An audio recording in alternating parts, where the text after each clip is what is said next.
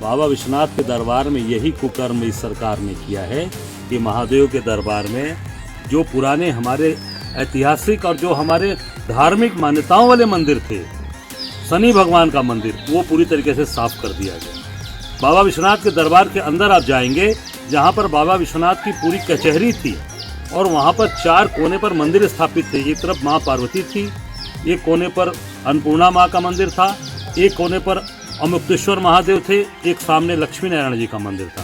सारी चीज़ों को साफ करके एक वहाँ पर एक मॉल रूपी पूरा माहौल बना दिया गया। 1008 शंख बजवा कर विश्व रिकॉर्ड कायम कराया और बाबा विश्वनाथ के दरबार में शंख बजवाया गया। मैं समझता हूँ काशीवासी होने के नाते, बाबा विश्वनाथ का भक्त होने के नाते ये मुझे अच्छा लगा। इस बार काशी के लोग जागे हैं और जो बनारस के साथ अत्याचार तोड़फोड़ हुआ है, काशी का प्रत्येक नागरिक, एक नागरिक ये भूला नहीं है। इसका बदला 2022 में।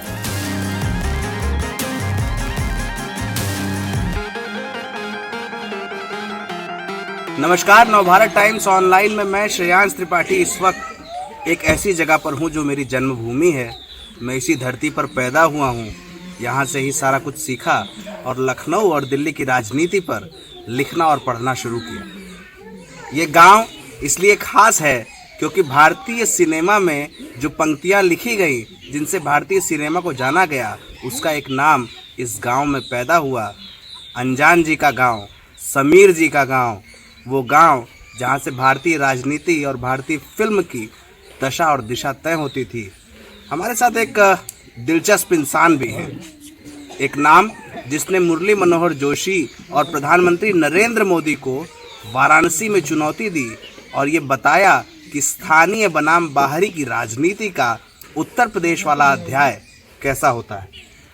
हमारे साथ अजय राय जी हैं, पूर्व विधायक हैं पिंडरा विधानसभा सीट के, जो बनारस के बाहरी इलाके की सीट है। जो लोग दिल्ली बम्बई से यहाँ आते होंगे वो एयरपोर्ट पर उतरते होंगे तो पिंडरा विधानसभा सीट में ही उतरते हैं। ये स्थानीय लोग मेरी बात का समर्थन कर रहे हैं। और यहाँ पर एक दरवाज़ा है, कई लोग इकट्ठा है, जैसे गांव में अमूमन दरवाज़ों पर इकट्ठा होते हैं। अजय राय जी, क्या माहौल है आपके क्षेत्र में? माहौल देखिए ऐसा है कि हम लोग यहाँ की जनता के साथ कोई राजनीतिक रिश्ता कभी नहीं रखे हैं। अभी आप मेरे साथ काफ़ी देर से घूम रहे हैं। एक पारिवारिक भाव है हम लोगों का, एक पारिवारिक रिश्ता है और पीढ़ियाँ बीत गई। मैं लगभग 25-26 साल से यहाँ काम कर रहा हूँ, 27 साल से। और पिताजी थे, फिर बेटा, बेटे के बाद फिर उनका पोता, नाती, इस तरीके से रिश्ते आ गए। तो एक ये जो पारिवारिक भाव है, ये पिंडरा हमारा परिवार, ये हमारा शुरू से एक स्लोगन रहा है कि हमारे परिवार की तरह लोग हैं। तो निश्चित तौर से माहौल तो यहाँ के जो परिवार के सदस्य हैं ये बताएंगे कि क्या माहौल है, कैसे हैं। मेरे जिम्मा इन्होंने एक काम लगा रखा था, सेवा करना, कि आपको सेवा करनी है, चाहे वो अस्पताल में हो, खून की ज़रूरत हो, किसी को कहीं कोई समस्या है, परेशानी है, सड़कें नहीं हैं। इस गांव में आपने बताया ना कि ये समीर जी और अनजान जी का गांव है। जब मैं पहली बार यहाँ आया था तो यहाँ पर मुझे सड़क नहीं थी, सड़क थी ही नहीं, ना पुल था ना पुलिया था कहीं। सारी सड़कों को बनवाना, पुल पुलिया बनवाना, हैंडपम्प, बिजली विद्युतीकरण कराना, ये मैंने सन 96 से जो शुरुआत कराई, वो लगातार हमने काम किया है। और वो हमने अपने लोगों को, अपने परिवार के लोगों का जितनी मेरी क्षमता थी, उनके सुख में, उनके दुख में, घर से लेके घाट तक उनके साथ खड़ा रहा। अजय राय जी ने एक बड़ी दिलचस्प बात की है कि मैं लोगों के साथ घर से लेकर घाट तक खड़ा रहा हूँ। एक बड़ी दिलचस्प बात मैं और बताऊँ इस गांव के बारे में। जो लोग खई के पान बनारस वाला से बनारस को जानते हैं, उस गाने की उत्पत्ति इस गांव से हुई। अजय राय जी ने हमें ये बात रास्ते में बताई जब हम इस चुनावी यात्रा में यहाँ पर पहुँचे। अजय राय जी का इतिहास ये है कि वो 1996 में एक ऐसे व्यक्ति को हराकर पिंडरा विधानसभा, जो कि तत्कालीन कोलसला विधानसभा सीट थी, उससे विधायक बने, जिनका एक लंबा राजनीतिक अनुभव था इस सीट पर। आप 21 बरस विधायक रहे यहाँ। आपकी पहचान उस चेहरे के रूप में है जिसने नरेंद्र मोदी को बनारस से चुनौती दी। काशी विश्वनाथ कॉरिडोर से आप बड़े नाराज थे, ऐसी क्या बात हो गई? देखिए ऐसा है श्रीनाथ जी, हमारे जो मान्यताएं हैं वो धर्म की मान्यताएं हैं, धार्मिक मान्यताएं। हम आधुनिकीकरण की धार्मिक बात नहीं जानते। हमारा जैसे कोई भी गांव में, जैसे यहीं पर भगवान एक साधु कुटिया है, एक स्थान है, उसका सुंदरीकरण जरूर होना चाहिए। उसको साफ सुथरा हो, वहाँ पर पीने की पानी की व्यवस्था हो, लाइट हो, बिजली हो, सारी व्यवस्था हो, पर उसको उजाड़ दिया जाए, तोड़ दिया जाए। बाबा विश्वनाथ के दरबार में यही कुकर्म इस सरकार ने किया है कि महादेव के दरबार में जो पुराने हमारे ऐतिहासिक और जो हमारे धार्मिक मान्यताओं वाले मंदिर थे, अब सरस्वती फाटक, सरस्वती जी का मंदिर जो आदि शंकराचार्य के द्वारा स्थापित किया गया, जिन्होंने इस सनातन धर्म की रक्षा करने के लिए अपना पूरा जीवन बलिदान कर दिया, आदि शंकराचार्य, उनके द्वारा स्थापित मंदिर तोड़ दिया गया। फिर आप चले आए मंदिर के पास शनि भगवान का मंदिर, वो पूरी तरीके से साफ कर दिया गया। बाबा विश्वनाथ के दरबार के अंदर आप जाएंगे, जहाँ पर बाबा विश्वनाथ की पूरी कचहरी थी और वहाँ पर 4 कोने पर मंदिर स्थापित थे। एक तरफ माँ पार्वती थी, एक कोने पर अन्नपूर्णा माँ का मंदिर था, एक कोने पर अमुक्तेश्वर महादेव थे, एक सामने लक्ष्मी नारायण जी का मंदिर था। सारी चीज़ों को साफ करके एक वहाँ पर एक मॉल रूपी पूरा माहौल बना दिया गया।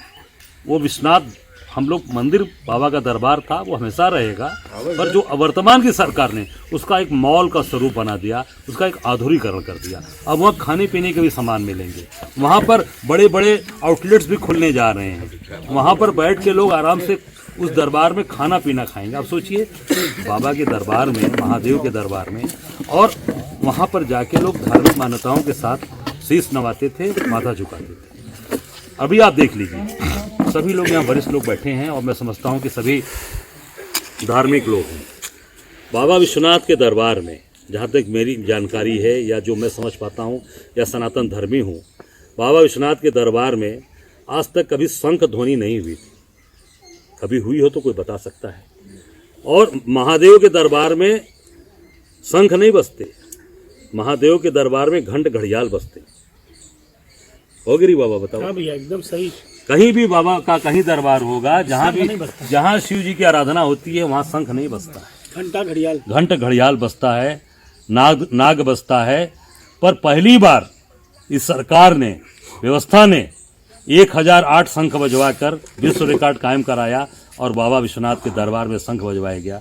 मैं समझता हूँ काशीवासी होने के नाते, बाबा विश्वनाथ का भक्त होने के नाते, ये मुझे अच्छा नहीं लगा। बनारस में अजय राय जी प्रधानमंत्री नरेंद्र मोदी का संसदीय क्षेत्र है, आपने उनको चुनौती दी है, आपका गणित क्या कहता है, कितनी सीटें आपकी पार्टी जीत रही है? अजय राय जी कांग्रेस पार्टी से ताल्लुक रखते हैं और कांग्रेस पार्टी के टिकट पर लोकसभा का, एक विधानसभा का चुनाव जीत चुके हैं, लोकसभा का चुनाव 2 बार लड़ चुके हैं, अगर मैं गलत नहीं हूँ 3 बार लोकसभा का चुनाव लड़ चुके हैं, 2019 का और 2014 का कांग्रेस पार्टी का टिकट पर 9 लड़े थे लोकसभा से। 2009 का टिकट जो था वो समाजवादी पार्टी के टिकट पर आपने चुनाव लड़ा। कांग्रेस पार्टी से 2 बार और 1 बार समाजवादी पार्टी से चुनाव लड़ चुके हैं। कितनी सीटें जीत रहे हैं बनारस में कांग्रेस के लोग? अब देखिए, ऐसा है, अब जहाँ ये बैठे हैं ये तो जीत ही रहे हैं, अपनी सीट जीत रहे हैं आप। जनता जिता रही है, अब ये पूछेंगे तो बता देंगे।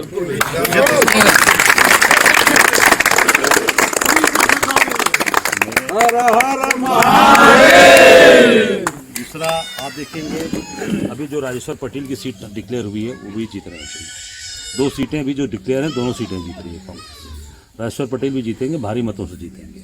और निश्चित तौर से बनारस के अंदर ये पंडित कमलापति त्रिपाठी की धरती है, ये संपूर्णानंद जी की धरती है, ये श्यामलाल यादव की धरती है, ये बनारस जो है कांग्रेस की धरती है और कांग्रेस शुरू से यहाँ पर मजबूत रही है, लाल बहादुर शास्त्री की धरती है। तो ये धरती को इन लोगों ने एक धार्मिक चोला उड़ाकर लगातार इस शहर को हमेशा का इसको खराब करने का इन्होंने काम किया है।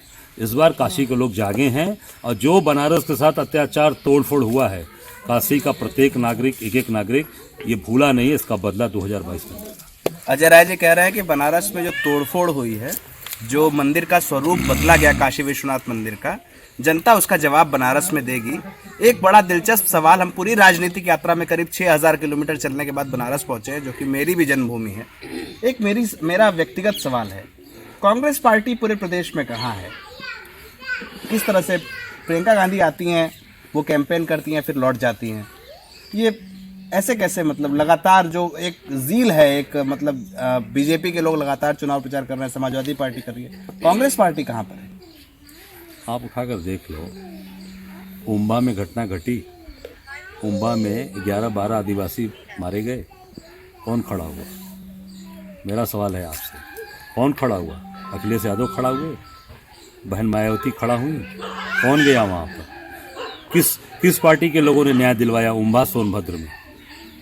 किसने न्याय दिलाया? प्रियंका गांधी खड़ी थी। मोर्चे पे खड़ा होना या उसके साथ दमदारी के साथ खड़ा होना कौन का? अखिलेश यादव घर में बैठे थे।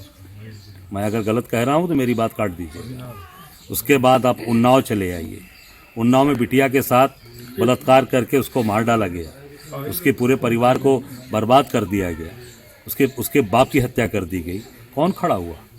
अखिलेश यादव खड़ा हुए, बहन मायावती खड़ा हुई, प्रियंका गांधी खड़ी हुई। उसके बाद आप हाथरस चले आइए। हाथरस में जिस तरीके से बच्ची को मारकर पेट्रोल डालकर जला दिया, रात में पेट्रोल डालकर जला दिया गया, कौन खड़ा हुआ? प्रियंका गांधी, कांग्रेस खड़ी हुई। उसके बाद अभी लखीमपुर खीरी में 5 किसानों के ऊपर मंत्री पुत्र के द्वारा गाड़ी चढ़ाकर हत्या कर दी गई, कौन खड़ा हुआ? अखिलेश यादव खड़ा हुए। प्रियंका गांधी दिल्ली से आई, लखनऊ से निकल गई लड़ते भिड़ते हुए, गिरफ्तार हुई, सीतापुर में जेल में बंद रही, अखिलेश यादव खड़ा हुए।